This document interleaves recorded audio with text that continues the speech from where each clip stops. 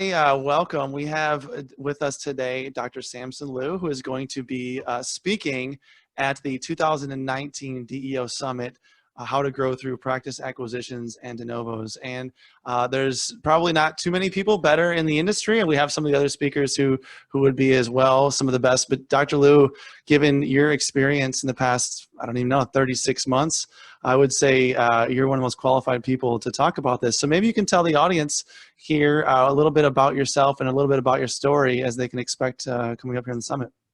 Yeah, thank you, Jacob.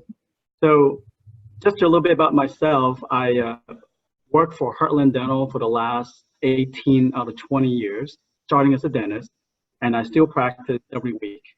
So I left Heartland about a year ago and started my own DSO called SOHDental. The difference is most doctors that I realized after going to the DEO meetings is that they were a dentist that own a practice, maybe two practices, and then they partner up with another person or another party and they start growing a DSO.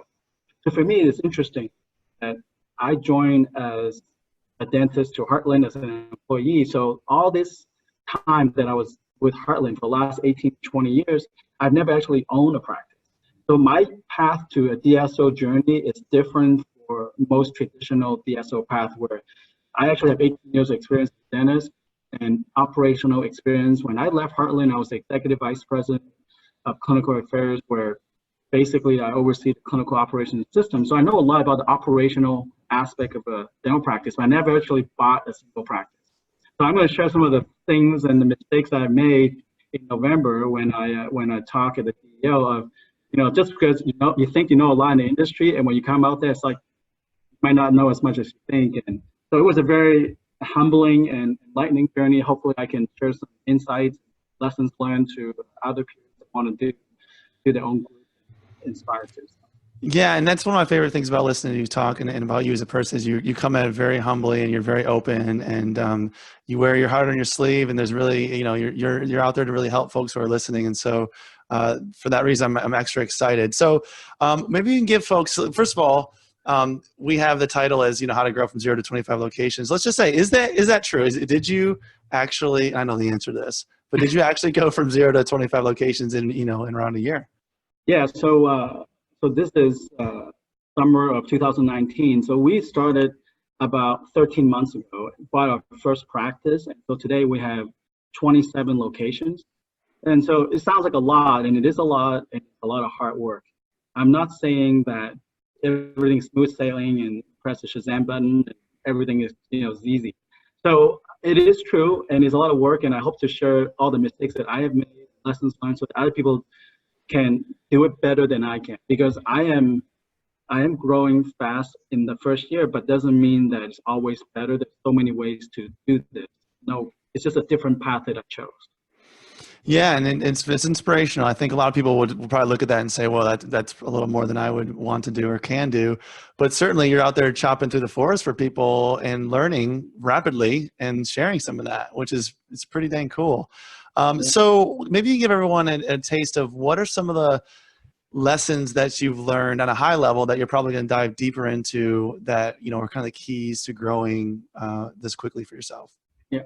So I think you have to be clear on why you want to build something like this. Most dentists, they go into dentistry because they enjoy the lifestyle and simplicity of dental practice to offer. So becoming a DSO is almost stepping out of that clinical side and become a little bit more business.